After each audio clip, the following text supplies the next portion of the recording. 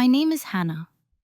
I'm in my mid 30s now, a mother, a working professional, and, depending on who you ask, either the most dependable person in the room or someone who's strangely easy to overlook. People usually describe me as calm, helpful, or low maintenance.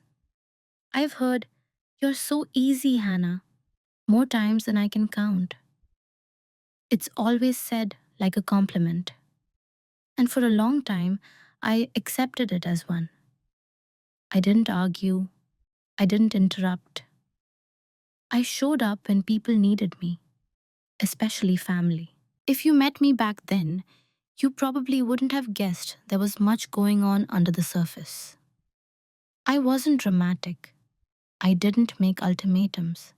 I didn't keep score, at least not out loud.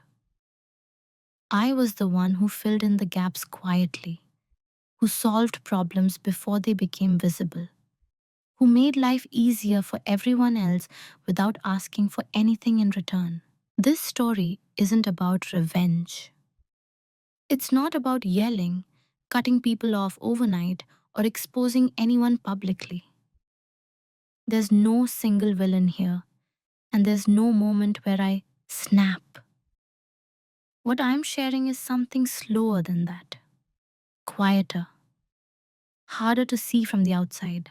For 6 years, my family relied on me as free childcare. 6 years of rearranging my life, my work, my energy, because someone needed help, because it's just for now, because you're so good with the kids, because family helps family.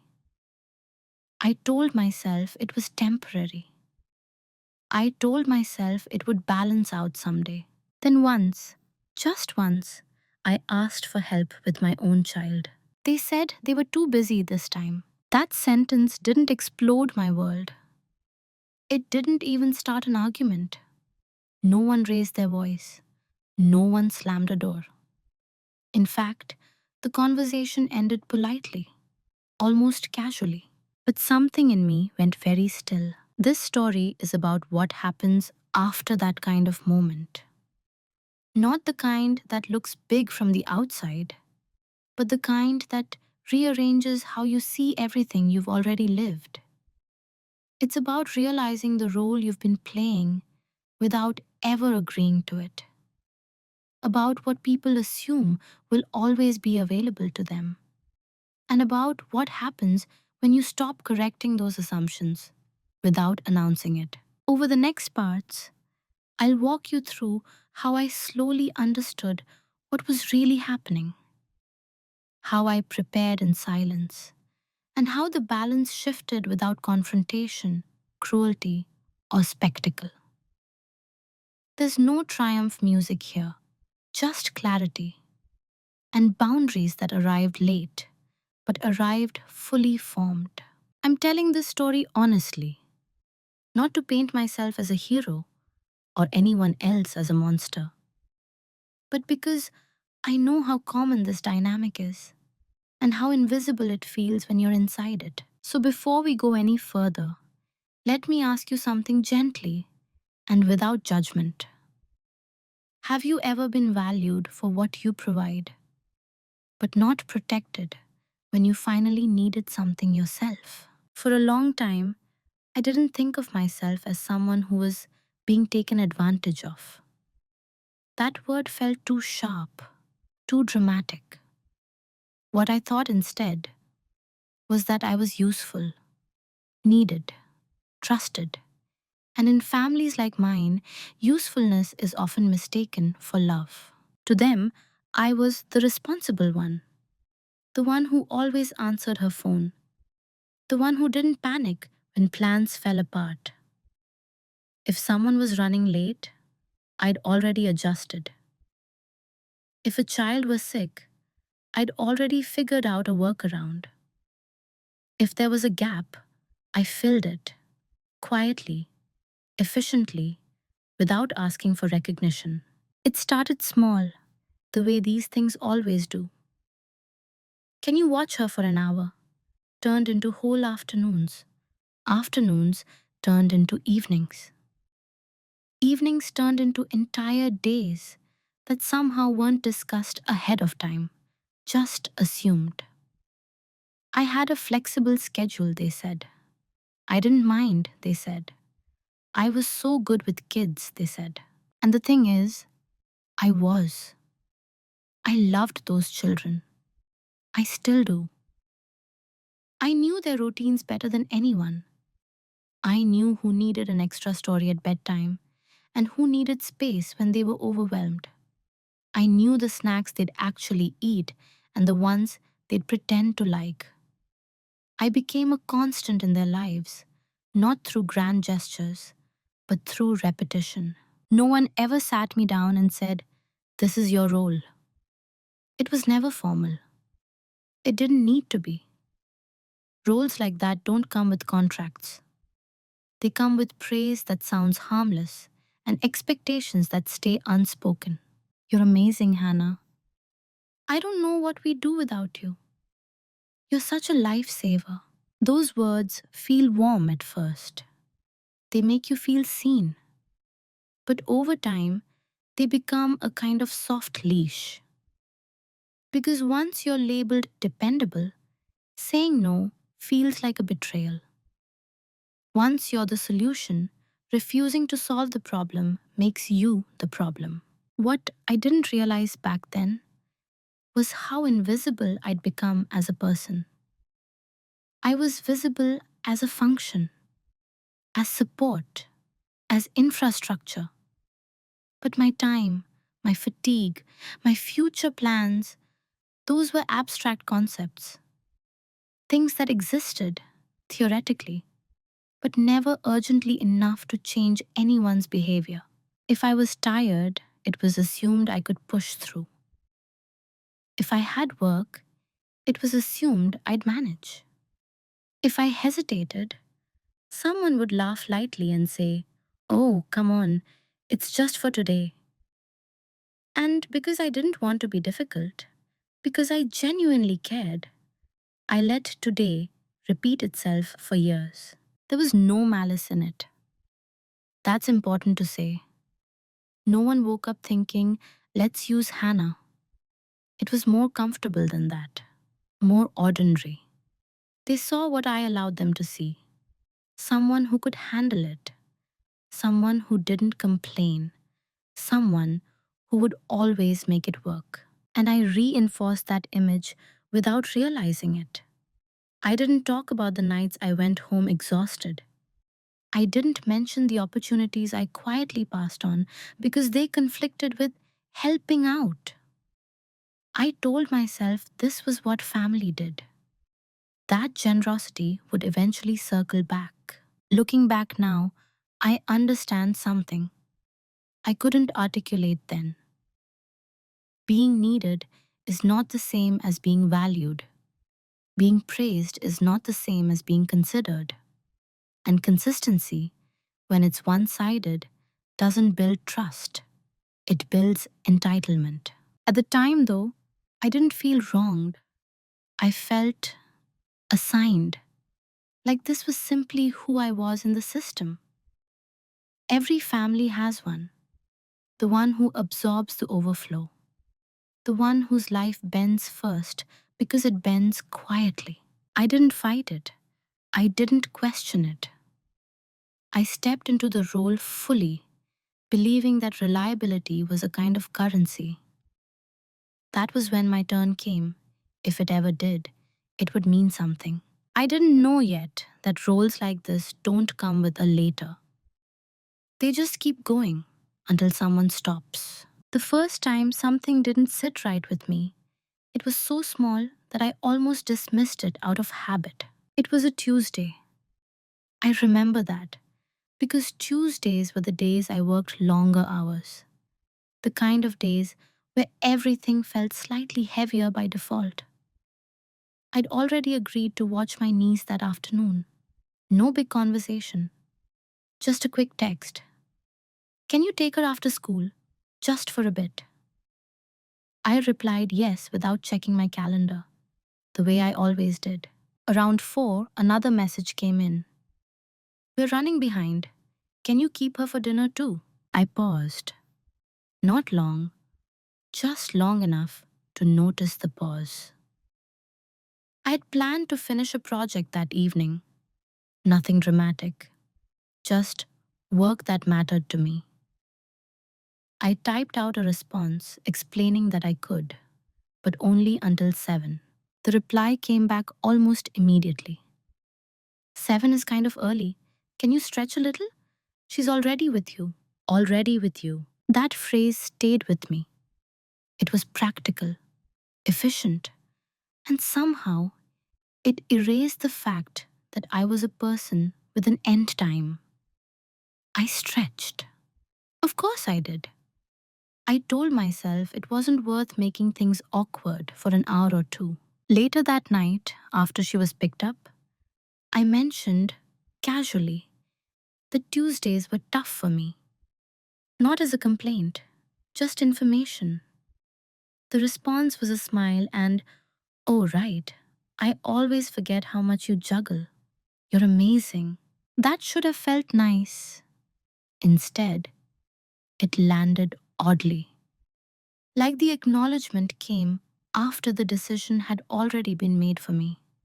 Like my limits were something to admire, not respect. Nothing else happened that day. No argument, no apology needed apparently. And because nothing visibly broke, I moved on.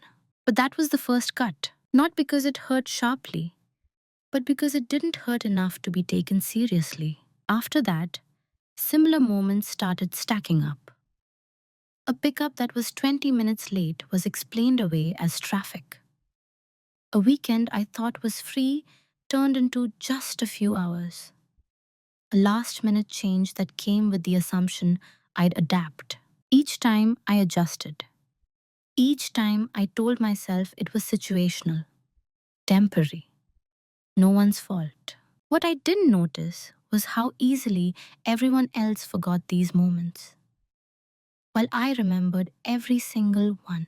I remembered the way requests were phrased as updates, not questions. I remembered how often my availability was discussed in rooms I wasn't in. I remembered how thank you started to sound more like punctuation than gratitude. Still, I didn't say anything. Because when you've been the easy one for long enough, you start to fear what happens if you're not. I worried that speaking up would make me seem petty, ungrateful, as if my years of showing up would suddenly be rewritten as obligation instead of choice. So I stayed quiet and told myself that awareness alone was enough, that noticing the pattern meant I was still in control. But noticing without acting has a strange effect.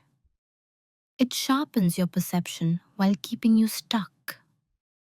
You start to see the imbalance clearly, but you also see how invested everyone else is in pretending it isn't there. The hardest part wasn't the extra hours or the changed plans. It was the subtle shift in how my time was treated as something already allocated, something flexible by default, something that belonged to the group more than to me. That Tuesday didn't change my behavior, not yet, but it changed how I listened, how I read between the lines, how I noticed what wasn't being said. It taught me that disrespect doesn't always arrive loudly. Sometimes it arrives disguised as convenience. And once you see that, really see it, you don't unsee it again. Once you notice something is off, you have two choices. You can confront it, or you can normalize it. I chose normalization, not consciously, not with intention. It happened the way erosion happens, slowly, quietly, through repetition. Each small dismissal didn't feel important enough to challenge on its own, and when you stack enough not important moments together, they start to look like a lifestyle. I began adjusting before anyone even asked. If someone mentioned a scheduling conflict, I'd preemptively say, I can probably make it work. If plans were vague, I assumed they would involve me. If there was silence in the group chat, I knew that silence would eventually land on my shoulders. And the more consistently I adapted, the more invisible the effort became. People stopped checking first. They stopped confirming times. They stopped asking if it was okay, not because they were cruel, but because I trained them not to need to. Reliability, when it's unconditional, teaches others that conditions don't exist. I told myself stories to make it easier. They're just overwhelmed. This phase will pass. It's not personal. I don't want to be dramatic. Those explanations were comforting. They allowed me to stay generous without feeling foolish. They also kept me silent. What I didn't admit, at least not then, was that I was afraid of disrupting the image everyone had of me. The calm one, the steady one, the one who didn't need much. There's a strange pressure that comes with being perceived as emotionally low maintenance. Once people believe you're fine, they stop checking. Once they stop checking, you start wondering whether your needs are even real enough to voice. So I minimize them, even to myself. If I felt tired, I reminded myself that other people were more tired. If I felt resentful, I reframed it as gratitude. If I felt lonely, I told myself I was being useful, and usefulness felt close enough to belonging. Years passed like that, 6 of them. During that time, my life kept moving forward in quiet ways. I worked, I planned, I became more structured, more efficient. On the surface, I was managing beautifully.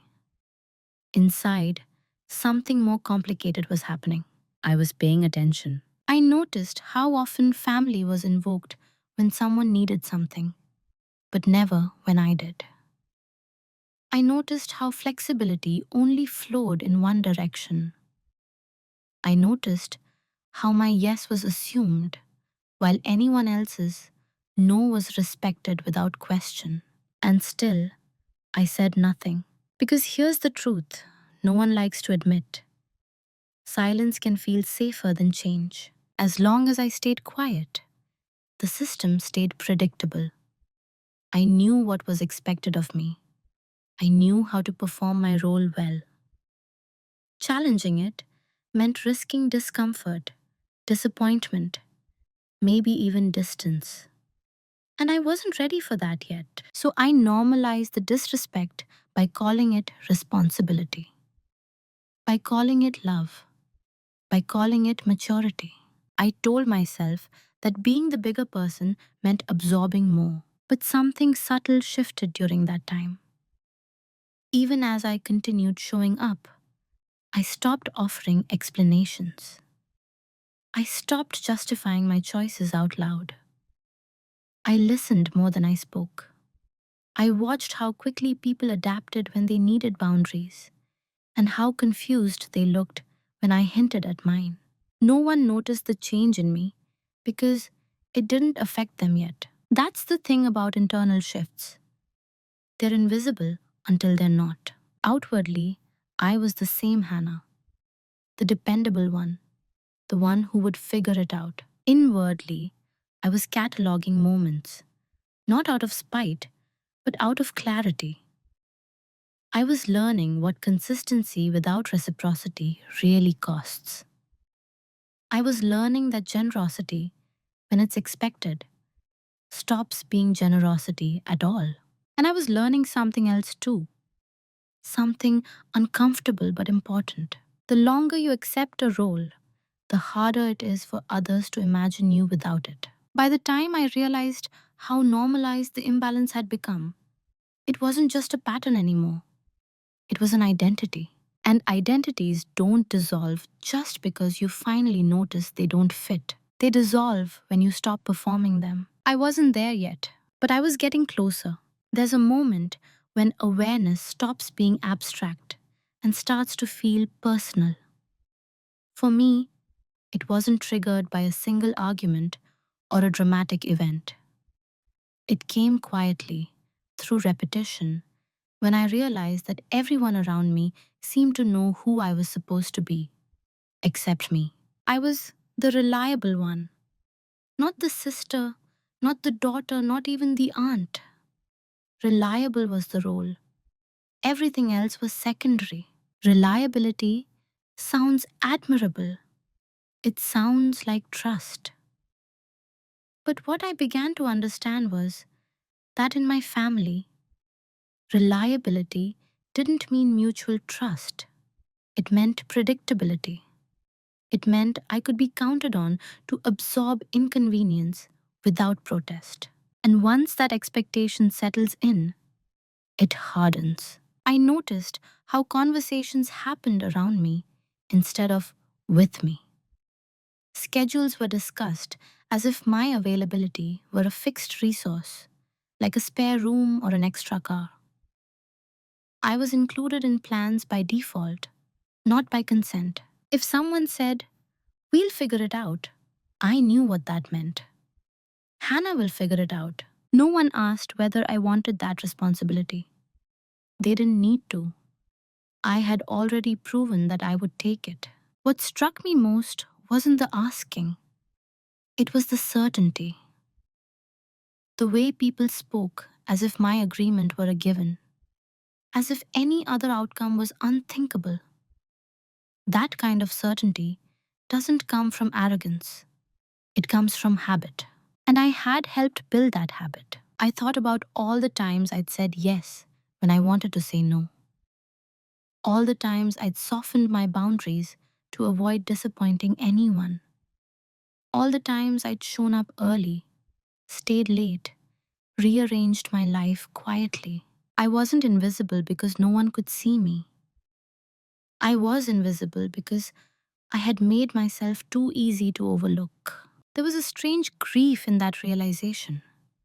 Not anger, not outrage, just sadness for the version of myself who thought being indispensable was the same as being cherished. Once I saw the role clearly, I couldn't unsee how limiting it was. Reliable people aren't asked what they need. They're asked what they can handle. They're not protected from burnout. They're admired for enduring it. They're not checked on. They're assumed to be fine. And I had become very, very good at being fine. I started noticing how differently others were treated, how their boundaries were accommodated, their schedules respected, and their refusals accepted without negotiation. No one called them selfish. No one guilted them subtly. Their no stood on its own. Mine required justification. That was the role. The quiet one who doesn't rock the boat. The helper who doesn't ask for help. The adult in the room who absorbs what others drop. I didn't confront anyone about it. Not because I was afraid, but because confrontation would have kept me inside the role. It would have made me the emotional manager as well, responsible for explaining, soothing, and fixing. Instead, I did something smaller. I stopped explaining myself in advance. I listened. I observed. I let people reveal what they expected from me without interruption. I let the pattern complete itself. And the more I did that, the clearer it became. This role didn't exist because I was uniquely capable. It existed because I was uniquely compliant. That realization didn't make me bitter. It made me precise. Because once you understand the role you've been assigned, you also understand how fragile it is. It depends entirely on your participation. And for the first time, I began to wonder, not angrily, not impulsively, but seriously, what would happen if I simply stopped performing it? The day something shifted wasn't loud. There was no argument, no raised voices, no dramatic realization that knocked the wind out of me. If you had been watching from the outside, You would have seen an ordinary exchange, forgettable even. But internally, it was the moment everything finally aligned. By then, I had my own child.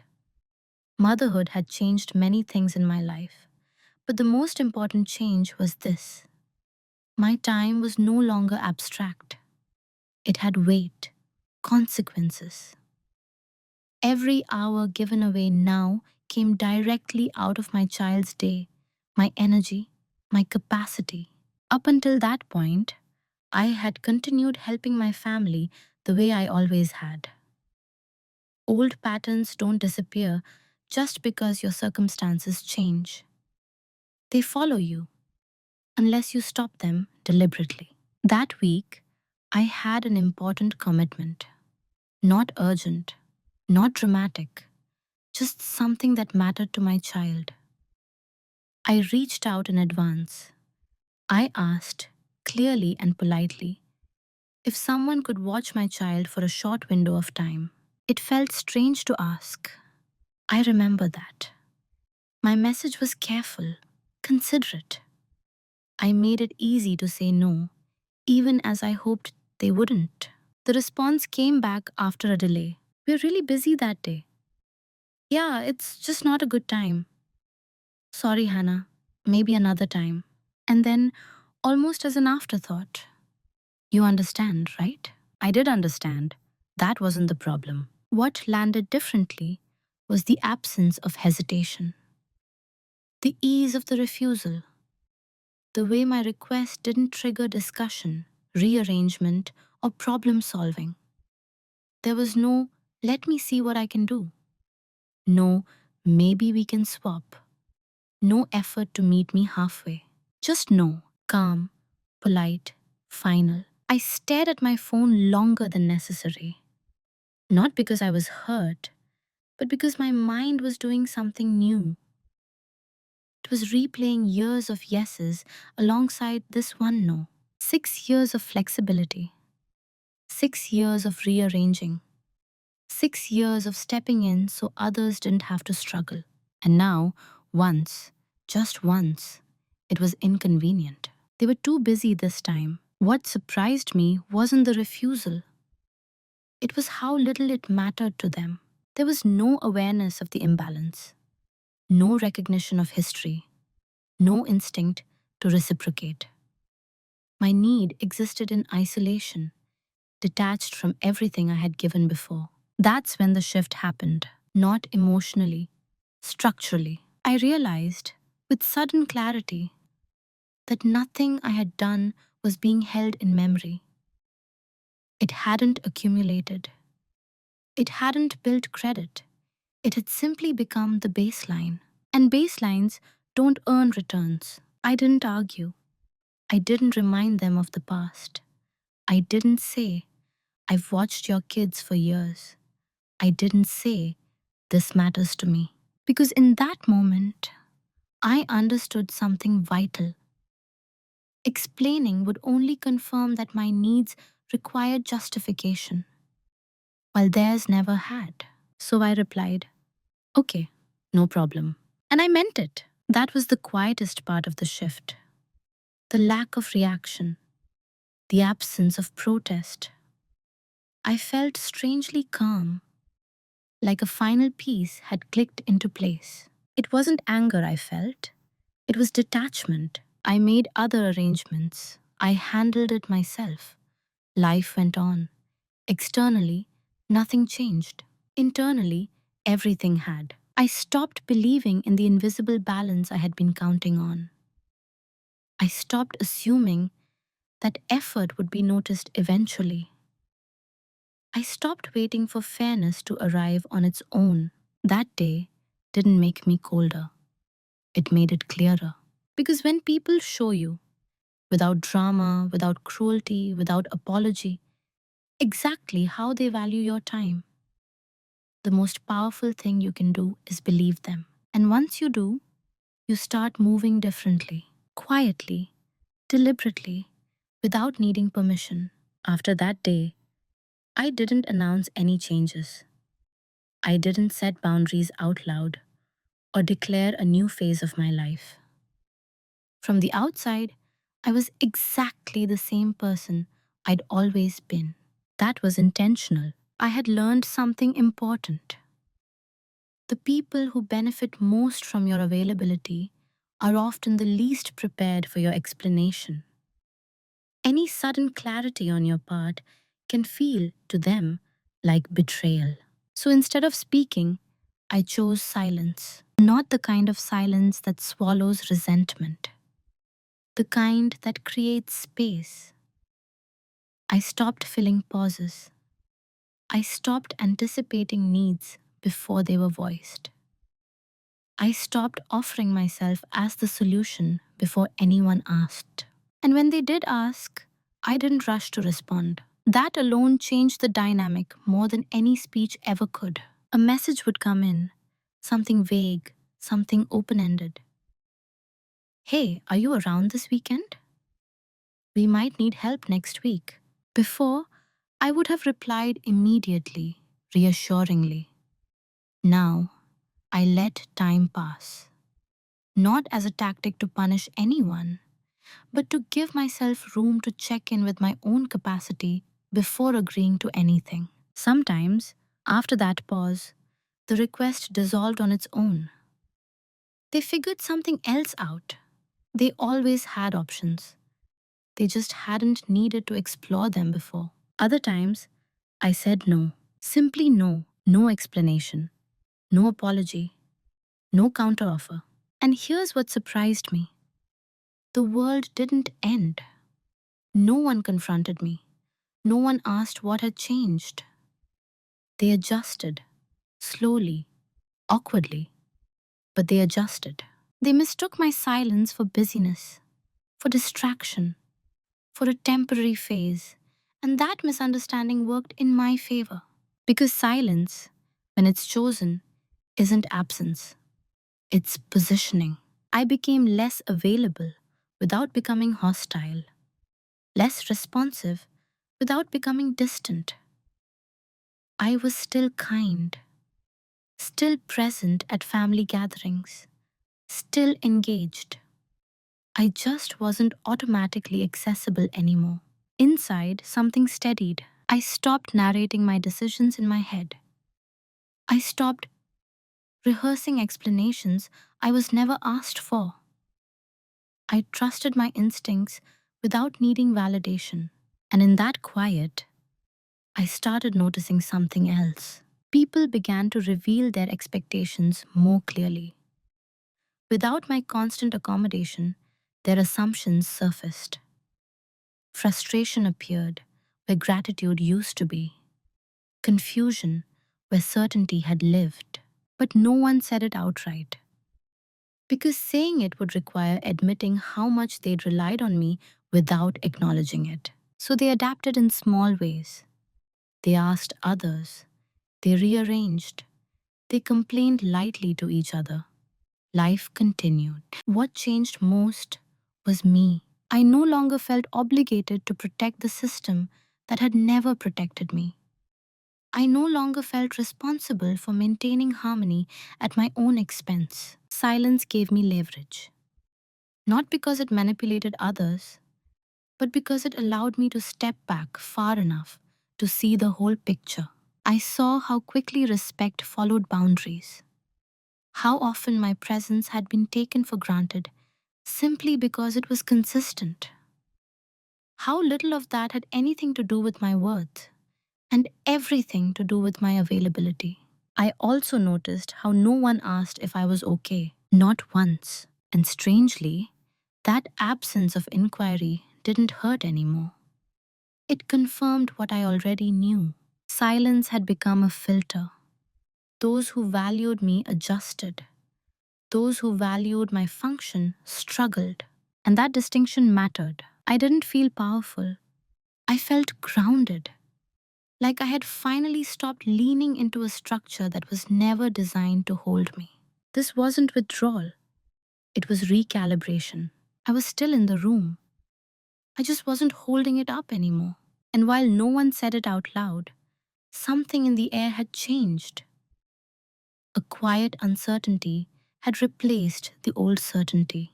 They didn't know it yet. But the role I used to play was already dissolving. What they never noticed was how much I was learning while I was quiet. Silence gave me time. Not just free hours, but mental space. Without the constant urgency of being needed, I could finally observe the system I had been holding together from the inside. And once you step back, patterns become obvious. I started noticing how often emergencies were actually habits. How rarely anything truly fell apart when I wasn't there to catch it. How capable everyone suddenly became when they had no other option. I also noticed myself changing in quieter, more deliberate ways. I became more structured. I documented everything, not in a dramatic way, not to build a case against anyone, but because I'd learned that memory is fragile, especially when it's inconvenient. I kept notes in my planner, dates, durations, requests, responses, not emotionally charged, just factual. At first, I told myself it was for clarity. Later, I realized it was for grounding. When you've spent years second guessing your own perception, documentation becomes a form of self trust. I also started learning, not about them, about me. I read about boundaries, not the social media kind with slogans, but the practical kind. The kind that shows up in calendars, finances, and energy management. I learned how often women are socialized to confuse availability with love, how being easy is rewarded until it isn't. I looked closely at my finances, at how much flexibility I actually had, at what I could afford, time wise, emotionally, logistically, without borrowing from my future or my child's stability. No one knew I was doing this. From the outside, I was still Hannah, still calm, still pleasant, still helpful, just less often. But internally, I was repositioning. I stopped assuming shared values just because we shared history. I stopped assuming reciprocity just because I'd modeled it. I stopped waiting for emotional fairness to arrive naturally. Instead, I prepared for the possibility that it wouldn't. What surprised me most was how little attention anyone paid to my shift. People are very good at noticing when you disrupt a system, but very bad at noticing when you quietly step out of it. No one asked why I was less available. No one asked if something was wrong. They filled in the gaps with assumptions that made them comfortable. She's busy with her kid. She's probably just in a phase. She'll come around. Those assumptions bought me time, and I used it. I practiced saying no in low stakes situations just to feel how it landed in my body. I noticed the difference between guilt that comes from wrongdoing and guilt that comes from breaking expectations. I learned to tell them apart. I stopped volunteering information about my schedule. I stopped preemptively solving problems that weren't mine. I let consequences land where they belonged, even when it was uncomfortable to watch, especially then. What they never noticed was that I wasn't withdrawing out of resentment. I wasn't punishing anyone. I was recalibrating my sense of responsibility. For the first time, I was asking myself a different set of questions. Is this mine to carry? Does this cost more than it gives? What am I teaching people about how to treat me? Those questions changed everything. I realized that for years, I'd been sending a very clear message, just not the one I intended. I had taught people that my limits were flexible, my needs negotiable, my time communal. And now, without a word, I was teaching something else. That my yes had weight, that my no was complete, that access to me was not automatic. There was a quiet confidence that came with that. Not the loud kind, not the kind that demands recognition, the kind that settles into your posture, your tone, your decisions. I wasn't preparing for confrontation. I wasn't planning a reveal. I was preparing for alignment. And if that alignment meant disappointing people who were used to my endless accommodation, I was finally okay with that. Because what they never noticed, what they couldn't see, was that I had already made peace with the outcome, whatever it might be. I wasn't hoping for fairness anymore. I was building it, privately, patiently, on my own terms. The private reveal didn't arrive with excitement. There was no rush of adrenaline, no sense of victory. It came the way truth often does, quietly, when you're finally still enough to hear it.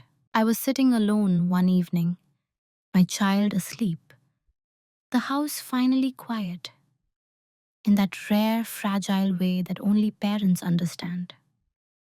I had my planner open, the same worn leather one I'd carried for years. I wasn't looking for anything in particular. I was just reviewing dates, notes, patterns.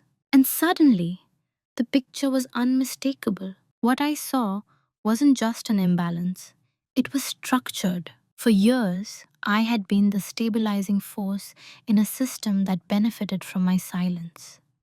My flexibility had allowed others to avoid making hard decisions. My reliability had reduced their urgency. My presence had softened the consequences of their choices. And here was the part I hadn't fully grasped until that moment. They didn't just rely on me, they planned around me. Not consciously, not maliciously, but functionally. Their lives had been built with an invisible assumption that I would be available to absorb overflow. Childcare, scheduling conflicts, emotional labor, last minute fixes. I wasn't an emergency option. I was the backup plan that had become primary.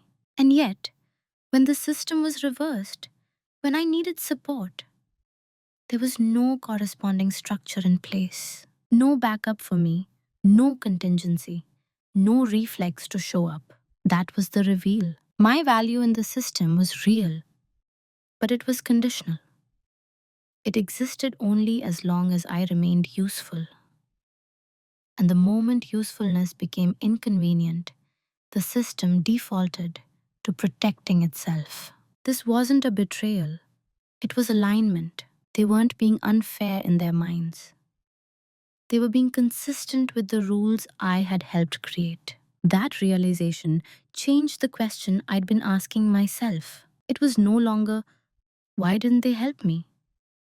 It became, why did I expect them to? And that wasn't a question rooted in self blame, it was rooted in clarity. I understood then that leverage doesn't always look like power. Sometimes it looks like withdrawal, like understanding what would happen if you stopped holding things together. I had leverage not because I wanted revenge, but because my absence would force redistribution. Responsibility would have to land somewhere else. Decisions would have to be made. Systems would have to adapt. And adaptation is uncomfortable for people who've never had to do it. Still, I didn't feel tempted to expose anything or confront anyone with my realization. That would have been about control. What I wanted instead was autonomy. The leverage wasn't in what I could say, it was in what I could stop doing. I closed the planner and sat there for a long time, letting the understanding settle without judgment. There was grief in it, not for the help I didn't receive, but for the illusion I'd been living under. I had believed that long-term giving created safety, that consistency built protection, that showing up would eventually be returned in kind. What I saw now was simpler and harder. Consistency without boundaries doesn't create safety, it creates dependency. And dependency doesn't love you back. This wasn't a cynical thought. It didn't make me angry, it made me free. Because once you see the structure clearly, you stop personalizing the outcome. You stop hoping people will suddenly become different within a system that rewards them for staying the same. I didn't need them to understand. I needed to understand. That night, I made a quiet decision, not yet an action, but a direction. I would no longer organize my life around being the invisible support beam. I would no longer assume responsibility without explicit agreement. I would no longer sacrifice stability for approval. Not loudly, not suddenly, but completely. The reveal didn't change my feelings toward my family. I still cared. I still wished them well. But it changed my expectations. And expectations are where power really lives. From that moment on, I wasn't reacting anymore. I was choosing. Once you see clearly, you reach a point where not deciding is its own decision. I knew I was there. The clarity from that night didn't fade. It didn't soften with time or get blurred by emotion.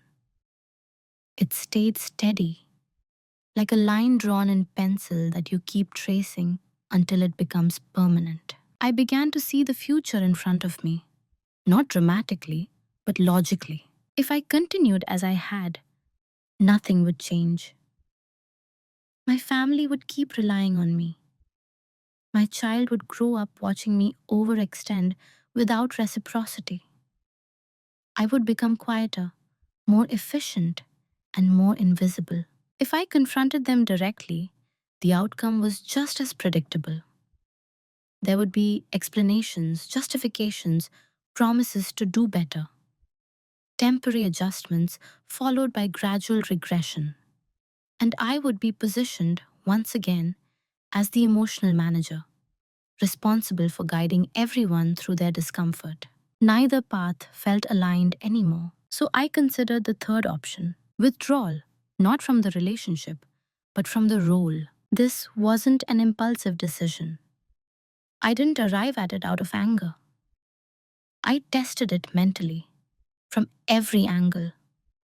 I asked myself hard questions. Was I being unfair? Was I withholding out of spite? Was I prepared for the consequences? The answers came slowly, but they came clearly. I wasn't taking something away that had been promised. I was simply reclaiming what had never been respected.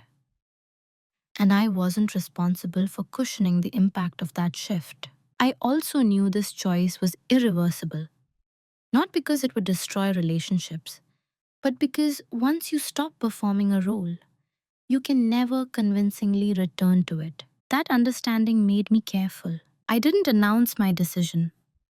I didn't frame it as a boundary setting moment. I let it show up in action over time.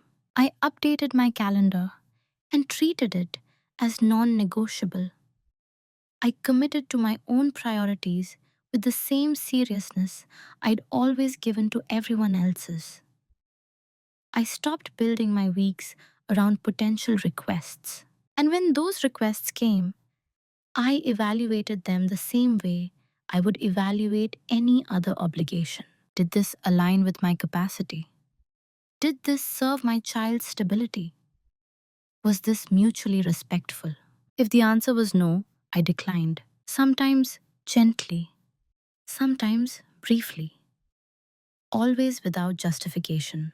That was the point of no return, because justification invites negotiation, and I was no longer negotiating my worth. I was aware that people would feel the shift before they understood it, that they would experience inconvenience without context, that they might feel confused or even wronged. I allowed that, not because I wanted them to feel bad, but because discomfort is often the only thing that prompts reevaluation. I also knew that this choice would reveal something important. The people who valued me beyond my function would adapt. The ones who valued only what I provided would resist. Either way, the truth would surface. What surprised me most was how calm I felt. No anxiety, no second guessing, just a steady sense of alignment. This wasn't about proving anything. It wasn't about teaching a lesson. It was about stepping into adulthood in a deeper way, one that didn't confuse self sacrifice with love. I didn't become colder, I became clearer. And clarity, once chosen, doesn't ask for permission. I crossed the decision point quietly. No ceremony, no announcement, just a series of consistent actions that signaled something had changed permanently. They didn't know it yet, but the system they'd relied on was already dissolving. Once the decision was made, the most important thing was not to explain it. I moved quietly, not because I was hiding, but because silence kept things clean. No arguments, no emotional mess, no opportunities for my resolve to be debated or diluted. From the outside, my life looked normal, predictable even. From the inside, it was precise. I tightened my routines. My calendar stopped being a suggestion and became a structure. I blocked time the way I used to block money, intentionally, with a clear purpose. Work hours were protected. Time with my child was non negotiable. Rest was scheduled, not squeezed in. This wasn't self care in the inspirational sense, it was logistics. I also made quite financial decisions. Nothing dramatic, no ultimatums, just adjustments that made me less dependent on anyone else's flexibility. I simplified where I could, planned ahead where it mattered, reduced points of vulnerability that I hadn't even realized were there before. Independence, I learned, isn't loud. It's boring. It's preparation. Requests still came in from my family, but they landed differently now. Where they used to arrive with an assumption, they now arrived with uncertainty. Are you free on Thursday? Would you maybe be able to help next week? The tone had shifted, slightly, almost imperceptibly. I answered honestly. Sometimes yes, often no. When I said no, I didn't soften it with excuses. I didn't overcompensate with apologies.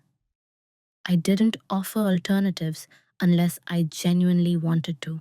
And because I wasn't explaining myself, no one had anything concrete to push back against. You can argue with reasons, you can negotiate with guilt, but a calm, complete answer leaves very little room. What no one noticed was how much effort this restraint took at first. I had to unlearn years of reflexive accommodation, the urge to smooth things over, the impulse to manage other people's disappointment. I let those feelings rise and pass without acting on them. Each time I held my ground, it got easier. I also stopped volunteering emotional labor. I didn't preemptively check in about problems that weren't mine. I didn't offer reassurance when none was asked for. I stayed present, but neutral. This created space, and in that space, consequences began to surface. Schedules became harder to coordinate. Childcare arrangements grew more complicated. Small inconveniences accumulated. Nothing catastrophic, but enough to be noticed. Still, no one connected it back to me. Not yet. They treated it like bad timing, like a rough season, like something external. That worked for me because I wasn't trying to be seen as the cause. I was letting the system experience life without its quiet support beam. And systems always notice when something essential is removed, even if they don't know what it was. I never gloated. I never corrected misunderstandings. I never said, "This is what happens when I stop helping." I just lived my life. I was more present with my child, less rushed, more rested. I noticed how much lighter everything felt when my energy wasn't constantly fragmented. This was the part no one talks about. Boundaries don't just protect you from others, they give you back parts of yourself you didn't realize you'd surrendered. I wasn't becoming selfish, I was becoming whole. And while the people around me were slowly adjusting to the new reality, I was already settled into it, grounded, certain. They still thought this was temporary. They still believed I'd come back around. They didn't know that I wasn't moving away from them. I was moving toward myself. The consequences didn't arrive all at once. They never do. They showed up in fragments, missed connections, strained schedules, small complaints voiced just a little too loudly. Nothing anyone could point to and say, "This is the problem," but enough to change the atmosphere. I noticed it first in the tone of conversations. There was more tension where there used to be ease, more coordination, more checking, more friction. Things that had once just worked suddenly required effort. People were tired, and for the first time, it wasn't my job to absorb that tiredness. At family gatherings, I listened more than I spoke. I heard the subtle recalibrations happening out loud. "This is harder than I expected. We really need a better system. I don't know how Hannah used to manage all this." That last one landed quietly, not as praise, as confusion.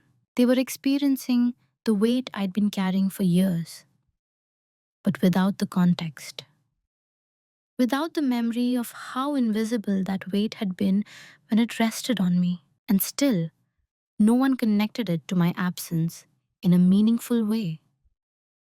They noticed the difficulty, not the source. They looked for solutions everywhere except inward.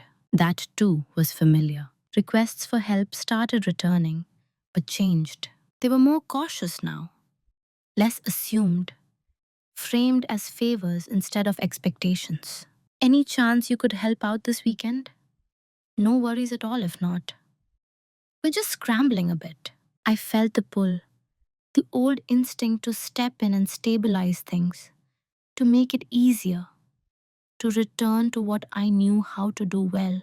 But I didn't. I answered honestly. And more often than not, the answer was still no. Not because I wanted them to struggle, but because I understood something I hadn't before. Stepping in now would only delay the adjustment they needed to make. Growth rarely happens in comfort. They started leaning on each other more, rearranging responsibilities, making compromises they'd never had to make before. And that process was messy. There were moments of frustration that brushed against me indirectly, comments made within earshot, sighs that lingered a second too long, a subtle sense that something had changed and that I was somehow involved. But no one accused me of anything. Accusations require certainty, and they weren't certain yet. What they felt instead was loss, not of me, but of ease. And that distinction mattered. They didn't miss me.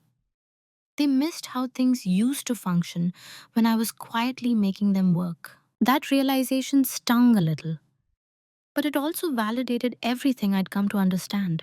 This wasn't personal, it was structural. I stayed steady, kind, consistent. I didn't withdraw emotionally. I didn't punish anyone with coldness. I showed up to events. I asked about their lives. I listened, but I didn't rescue. And because I wasn't rescuing, the system kept straining. Deadlines were missed. Childcare plans fell through. Tensions rose between people who'd never had to negotiate these things directly before. It wasn't dramatic, just uncomfortable. And discomfort has a way of clarifying things. I could feel the shift coming before anyone named it. The point where inconvenience turns into recognition, where people stop assuming something is temporary and start asking what changed. I was ready for that moment, not with speeches or explanations, but with calm, because I wasn't the one who had changed unexpectedly. I had changed consistently. And consistency, over time, is undeniable. They were beginning to realize that something they'd relied on, something they'd never named, was gone. And once that realization sets in, the next phase is inevitable: questions, regret, and the desire to put things back the way they were. By the time they realized something was truly wrong, the window to fix it had already closed. It didn't happen in a single conversation. It unfolded gradually through overlapping moments of strain that no amount of quick adjustments could smooth over. The system was no longer bending. It was breaking in small, undeniable ways. That's when the tone shifted again. Confusion turned into urgency.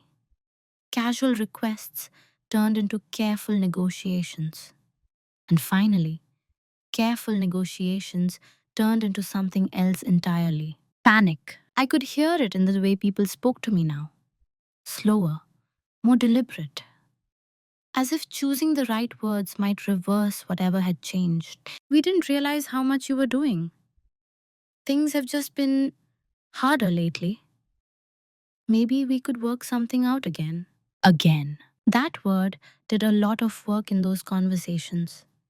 It implied a return, a restoration of the old order, a belief that this was a misunderstanding, not a transformation. I listened without interrupting. I didn't argue with their sudden awareness. I didn't remind them how long it had taken to arrive. I simply didn't move. Because here was the truth: they hadn't caught up to yet. I wasn't waiting to be acknowledged. I had already reorganized my life around not needing that acknowledgement. Their realization came too late, not because I was holding a grudge, but because the cost of going back was now clear. They offered compromises, partial solutions, rotating schedules, shared responsibility, all things that sounded reasonable now, but I could see what they couldn't. These weren't new values, they were emergency measures. They wanted stability without doing the deeper work of rebalancing expectations. They wanted relief without reflection. They wanted the outcome without addressing the pattern that created it. And I wasn't willing to step back into a structure that required my self erasure to function. I responded calmly: I can't commit to that. This doesn't work for me anymore. I need things to stay the way they are. Those sentences were neutral, factual, non negotiable.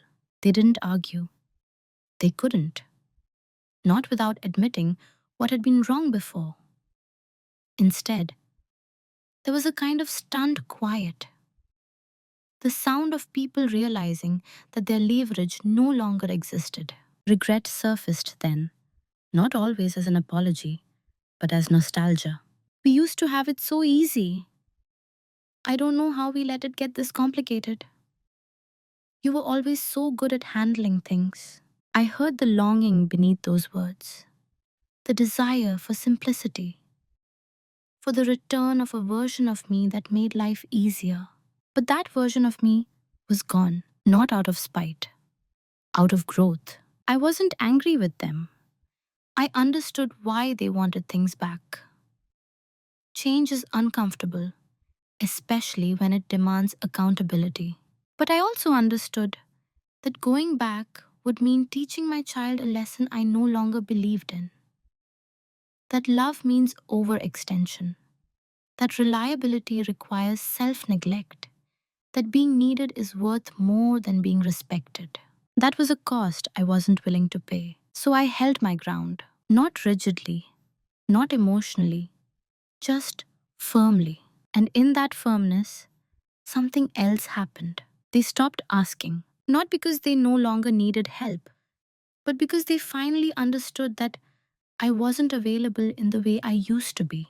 That understanding came with grief, with resentment in some cases, with distance in others. I accepted all of it. Because when people are forced to confront a new reality, their reactions are not your responsibility. What mattered was that I had arrived somewhere solid, somewhere sustainable. By the time they understood the full weight of my absence, I had already built a life that didn't require their approval to stand. And that made all the difference. The confrontation, when it finally happened, didn't look the way people imagine confrontations should. There was no raised voice, no dramatic reveal, no listing of grievances from years past. It happened in a quiet room, over a normal conversation that could have passed as ordinary if you weren't listening closely. Someone finally asked me, directly, what had changed. Not accusingly, not kindly either, just carefully, as if the question itself might shift something back into place. You've been different, they said. More distant, less available. I nodded. That was all. They waited, clearly expecting an explanation, a story, a justification they could respond to. I didn't give them one. Instead, I said, I'm not distant, I'm just not overextending anymore. The sentence landed softly, but it didn't leave room for argument. They tried anyway. We never meant to take advantage of you. You know that, right? We just thought you didn't mind. I believed them. I still do. Intent wasn't the issue. Impact was. I know you didn't mean to, I said, but it still worked the same way. There was a pause then, the kind that signals a shift in power, not because someone has seized it, but because someone else has lost their certainty. They brought up the past, gently, the years of helping, the way things used to be, the sense of family. I didn't dispute any of it. Yes, I said, that's how it was. And now? They asked. Now it's different. No blame, no defense, just a fact. What they wanted was reassurance that this wasn't permanent, that I wasn't pulling away forever, that there was a version of me they could still rely on if they just said the right thing. I didn't offer that, not because I wanted to punish them, but because false reassurance would have been unkind to them, to me. I'm still here, I said. I'm just not available in the same way. They looked unsettled by that, because availability had been the language of our relationship for a long time. Removing it forced a translation they weren't prepared for. There was a moment where they could have apologized. Not vaguely, not retroactively, but specifically. They didn't. And I didn't need them to. Because this conversation wasn't about closure. It was about acknowledgement. They saw me then, not as a function, not as a solution, but as a person with limits they hadn't accounted for. That was enough. The conversation ended without resolution in the traditional sense. No agreement, no promises, just a quiet understanding that things would not return to how they were. And strangely, that felt peaceful. I didn't walk away feeling victorious. I walked away feeling aligned. For the first time, I hadn't managed anyone else's emotions in the room. I hadn't softened my truth to protect someone from discomfort. I hadn't over-explained in hopes of being understood. I had simply stated where I stood and stayed there. That kind of confrontation doesn't create drama. It creates distance where distance is needed, and space where something new might grow. Who I am now is quieter than who I was before, but not smaller. I used to measure my worth by how much I could carry without complaint, how seamlessly I could fit myself around other people's needs. I thought strength looked like endurance. Now strength looks like discernment. My life isn't louder or more impressive from the outside, I haven't reinvented myself or cut people off dramatically. I'm still in touch with my family. I still care. I still show up, just not at my own expense. The difference is internal. I don't rush anymore. I don't volunteer myself out of habit. I don't feel the need to prove my usefulness to justify my place in the room. My time belongs to my child first. Everything else is evaluated honestly, not emotionally. That shift changed my parenting in ways I didn't anticipate. My child sees a mother who rests without guilt, who says no without apology, who doesn't disappear into obligation. That matters more to me than any restored convenience ever could. I'm also more present in my relationships now, not because I give more, but because I give intentionally. When I say yes, it's real. When I show up, it's because I want to, not because I feel trapped. People respond differently to me now. Some respect me more. Some feel unsure around me. A few keep their distance. I accept all of it. Not every relationship survives a boundary, and not every loss is a tragedy. I don't carry resentment. Resentment comes from unspoken expectations, and mine are finally clear to myself, if no one else. I understand now that being needed is easy. Being respected takes structure, and respect often arrives only after you stop offering unlimited access. I'm no longer interested in being the quiet hero of someone else's story. I'm the author of my own. That doesn't mean I don't help. It means I help without self erasure. I contribute without disappearing. I care without collapsing. There's a calm that comes from that alignment, a sense of integrity that doesn't depend on anyone else's recognition. If someone asks me now why I've changed, I don't explain. I smile and say, this works better for me. And it does. I don't miss the version of myself who confused exhaustion with love. I feel compassion for her, but I don't want her life back. What I've learned isn't complicated, but it is uncomfortable. People will treat you the way you allow them to treat you, and changing that treatment often requires disappointing them. That disappointment isn't cruelty, it's honesty. I'm still Hannah, still calm, still thoughtful, just no longer available for arrangements that require me to disappear. And that, finally, feels like freedom. There's a quiet ending to this story.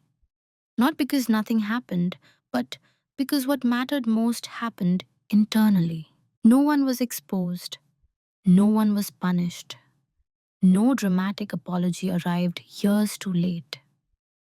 Life simply reorganized itself around a truth that had been ignored for too long, and I let it. If there's a moral here, it isn't about cutting people off or keeping score. It's about understanding the difference between being loved and being relied on, and knowing that the two are not always the same. For a long time, I believed that consistency would protect me. That if I showed up enough, if I made myself indispensable, someone would notice when I finally needed support. But what I learned is this: people don't notice what never goes away, they notice the absence. That doesn't make them bad, it makes them human. The mistake wasn't that my family asked for help, it was that I never taught them where help ended and self sacrifice began. I blurred that line myself, hoping generosity would eventually be reciprocated. It rarely works that way. Boundaries don't announce themselves. They don't arrive with speeches or ultimatums. Real boundaries show up in patterns. What you stop doing, what you stop explaining, what you no longer make possible. And when you change those patterns, some people will struggle, some will resist, some will grieve the version of you that made their lives easier. Let them. Discomfort is not harm. Disappointment is not cruelty. And choosing yourself after years of overextension is not betrayal. The hardest part isn't setting the boundary, it's holding it when no one applauds, when no one fully understands, when the only proof you have that it's right is the way your life finally feels sustainable. I don't regret the years I gave. They taught me who I am and who I am not willing to be anymore. And I don't regret the silence that followed. It was in that silence that I found clarity, stability, and a version of strength that doesn't require endurance to exist. If you're listening to this and recognizing yourself somewhere in it, if you're the one everyone relies on, the one who doesn't mind, the one who always makes it work, let me say this gently. You don't have to disappear to be loved. You don't have to overgive to belong. And you don't have to wait for permission to change. So I'll leave you with one question, not as advice, but as an invitation to reflect. If you stopped being endlessly available, who would still show up for you? And what kind of life might that make possible? I'd really like to hear your thoughts in the comments.